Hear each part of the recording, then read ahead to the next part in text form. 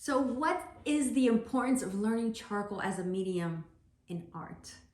I always love to encourage my students to begin drawing using charcoals as soon as they start drawing, because it can give you an array of effects and you can even produce a more painterly sketch. So don't let charcoal intimidate you. Okay, I wanted to show you the difference between a charcoal piece and a graphite piece. Now, I love both mediums, but I just feel that with a charcoal piece, you can really get these more intense values, these darker tones. And as you can see here, I've used graphite for the background, and I've used charcoal for the portrait piece, for the figure. And here, all I did was use graphite. So these two pieces were a lot of fun, but I just want you to really zone in and look at the differences in each medium, because I get asked that a lot. So I also want to show you how versatile this charcoal is. You can even do some really exciting mixed media. You can mix it in with your mixed media pieces. I used a tinted paper for this piece, did the figure, played with charcoal powder for the background just to give it a design, an airy look, some texture. And I even went ahead and added gold flakes. This was truly an amazing, fun piece to work on.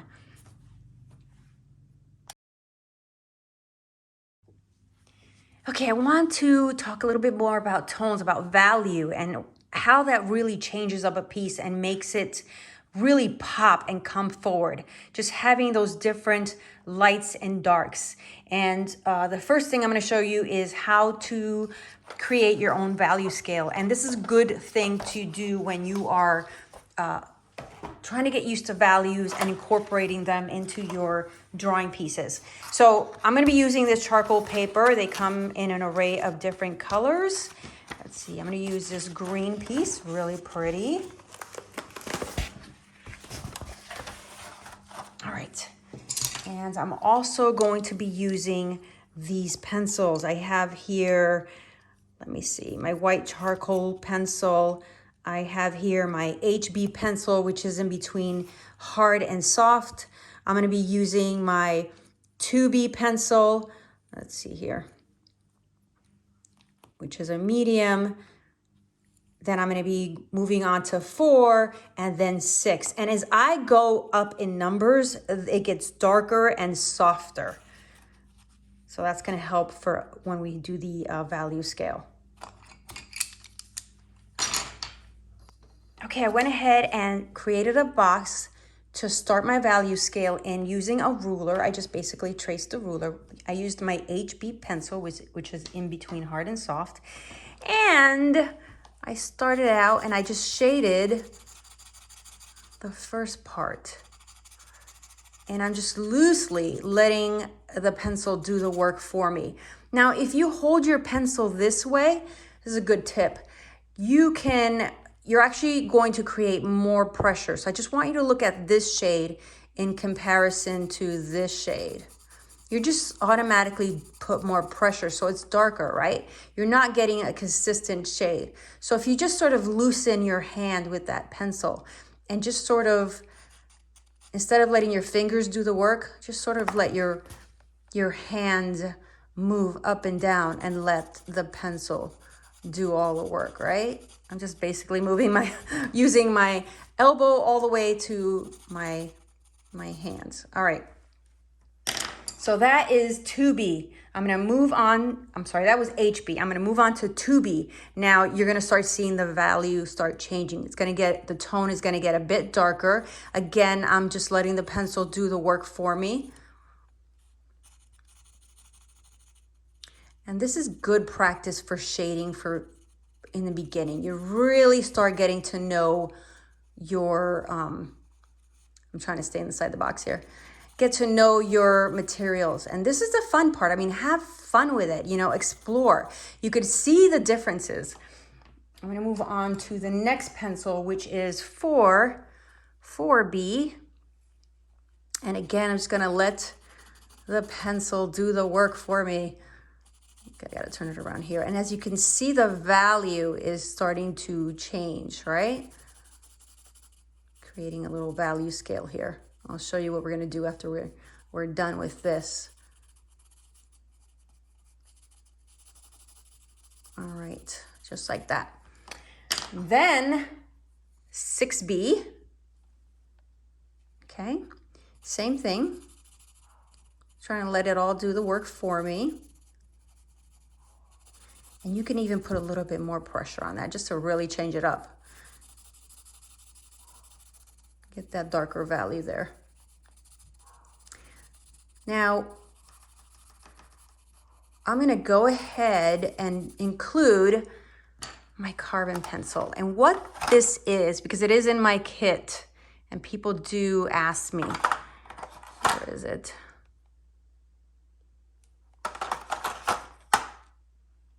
Okay, carbon sketch pencil. This is graphite and charcoal. It's really dark. See that? So why not? Why not add it, right? To my value scale here. I really just want you to see the value change here. You have your light, your mid-tone, all the way to dark. And lastly, I'm just gonna go ahead and add the white. Now I should have added the white first, but hey, that's okay. No big deal. No big deal. Okay, now I'm gonna go ahead and take a piece of tissue and I'm gonna go ahead and blend it out. Now, I don't wanna go over the white because you don't wanna get it dirty. I'm gonna start out here. And I'm just gonna sort of pull it, okay? And that's it. I'm just gonna walk away from it. And as you can see, I'm gonna turn this around actually. Turn my toilet paper around, there you go. And blend this a little bit, just a little bit. There we go. A starting point here. So you can see the value change. I'm gonna grab my kneaded eraser. And I love kneaded erasers because you could just mold this any way you like it to use and get into all those little nooks and crannies. I'm gonna go ahead and clean this up. Okay. Clean this up a little. Oop. And there you have it. Now, this is a good guide to start out with when you're starting out in drawing, and it'll help you find all of the tones that you need when you're actually drawing. So I am starting a quick sketch. I just want to give you some idea of what it feels like to, or not feels like, looks like to use this. I'm starting with my HB, which I always love to use when I'm drawing. And I'll let you figure out what I'm drawing in a minute here. I think you'll get it really soon. So I start out with the HB pencil, and it just allows me to have these lighter, fine lines to work with, basically. I'm just doing a quick sketch here. What I also love is that you can actually pull out your kneaded eraser when you're making a mistake and just simply erase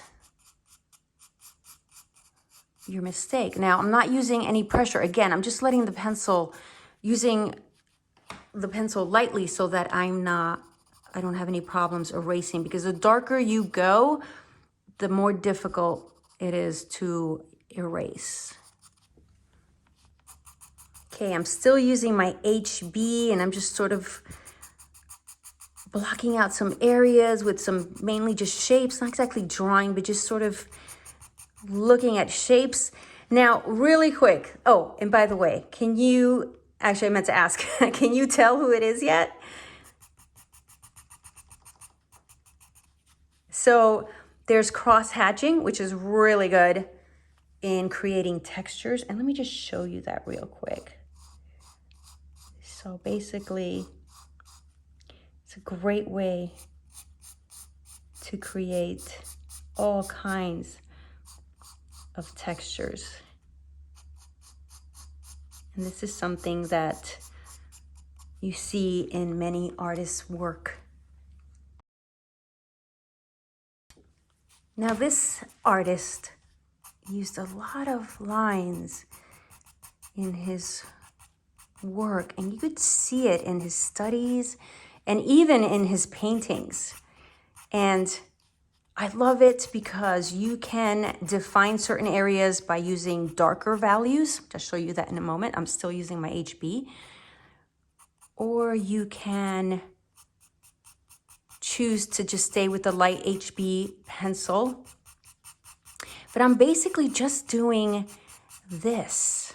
Just these lines that curve and move. And I love it because you can see movement in your piece. And this is just a drawing. And you can do this technique with basically any medium.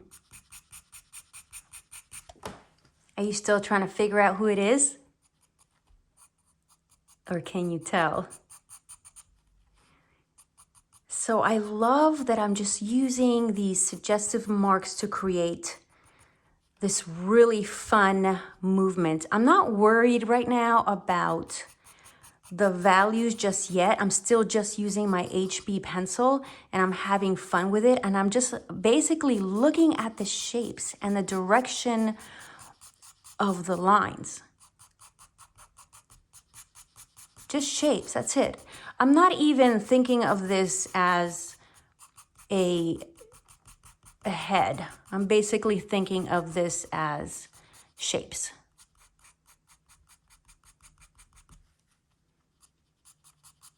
And I'm just lightly doing these small little lines just like that. Of course, we can't forget his shirt.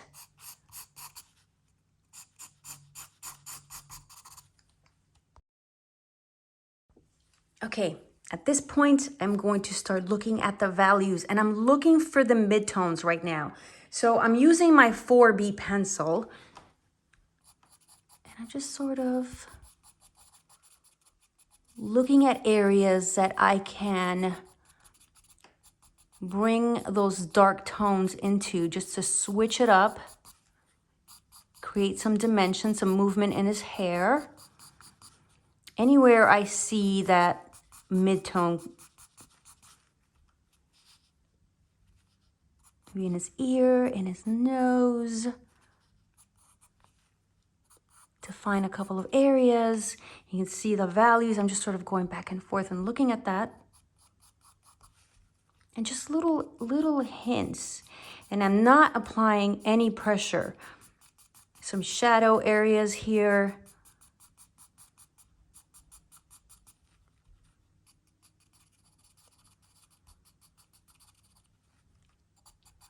Just like that.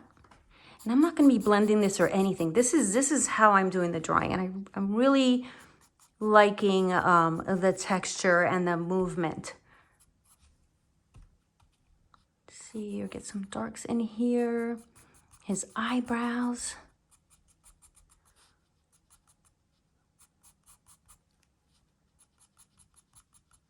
Some shadow play there. And use a 6B. And I'm actually going to darken, purposely press down on my pencil just to darken some areas, just a bit. You don't need much. Just to really define some areas. Just like that. And really paying attention to how much pressure I use in each part.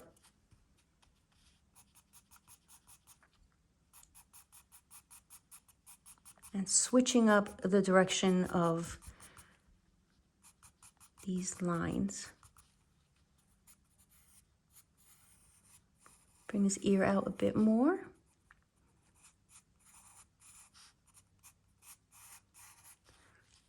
Okay, now I'm just going to go ahead and outline his jacket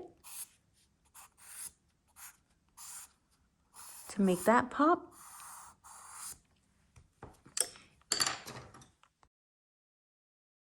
I always say that using a white charcoal pencil is almost like eating dessert, right? You have the dinner, and then there's a dessert where you get to go in and really see some changes. Now, I am still using the lights. I'm not really using any pressure, and I'm looking for all of the lights in my reference. And just lightly defining some areas and going in between some of these lines just to sort of bring that texture and movement about. And I just want you to see how much fun it is to just play around with your charcoals. I mean, and obviously you don't have to do a face or like that, but anything that you draw, just sort of experiment and use different textures, lines, shapes. Get some highlights in here in certain places.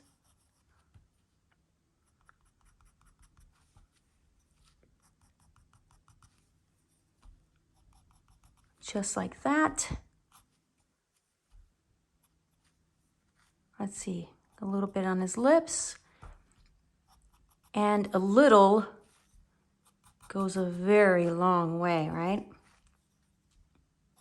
Maybe a few highlights in his hair. Oh, got those dark lines in his neck. All right, those shadows.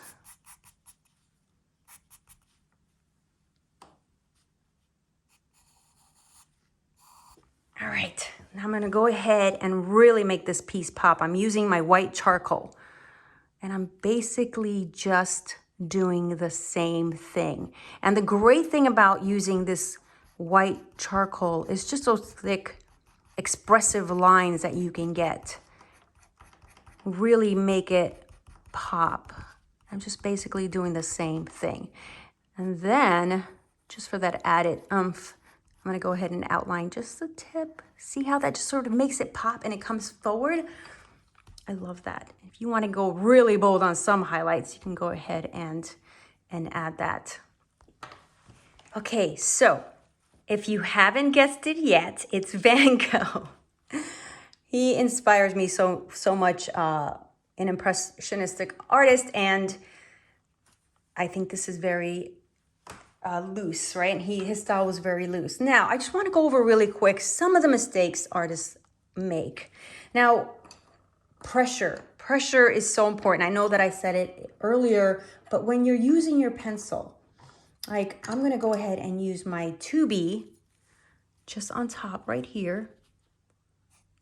And I'm going to write pressure. And even as I'm writing, because of the position of my hand, how I'm holding that pencil, you could see it's already darker. But if I use a 2B and I just sort of loosen my grip on it, and I just sort of do this and let the pencil do its job, it's lighter, right? So a lot of beginning artists tend to just go in there and use a lot of pressure when they're drawing. And you don't really need that. So I'm going to challenge you to practice doing different things with pressure and no pressure, and just sort of playing around with your pencils to see what each of them can achieve. All right, that's it. I hope you enjoyed it. You have your value scale here. Let me just put that up here.